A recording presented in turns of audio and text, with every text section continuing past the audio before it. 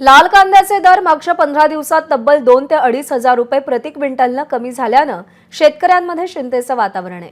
लाल कांदा सध्या 1500 रुपये प्रति क्विंटलवर येऊन ठेपला असून कांद्याच्या मिळणाऱ्या दरातून शेतकरी वर्गाचा उत्पादन खर्च फिटणंही दुरापास्त झालंय। त्यामुळे केंद्र सरकारनं कांद्यावर लावलेलं 20% निर्यात शुल्क रद्द करावं अशी मागणी शेतकरी करतात।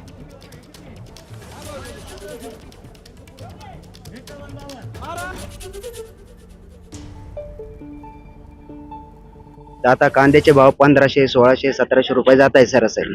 माझं तर सरकारला एवढंच सांगणं आहे की तुम्ही निर्यात वाढवा, जेणेकरून शेतकऱ्याचा फायदा होईल। कारण की शेतीमध्ये जर पाहायला गेलं तर एवढं कष्ट करून सगळ्या गोष्टी करून शेती पुरडेबल नाही। पण माझं एवढं म्हणणं आहे सरकारला, काय सरकारने भाव द्यावा वाढवून, का किमान 3-3.5 हजार रुपये भाव पाहिजे।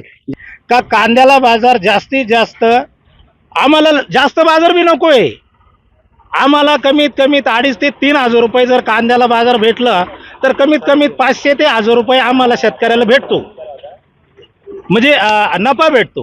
पण आज रोजी जर कधी 1500 ते 2000 रुपये कांदा जर विकत असेल, हायस्ट कांदा 2000 रुपये विकतो आणि कमीत कमी 700 ते 1200 रुपये आज कांदा विकू राहिला, तर शेतकऱ्याला आत्महत्याशिवाय पर्याय नाही।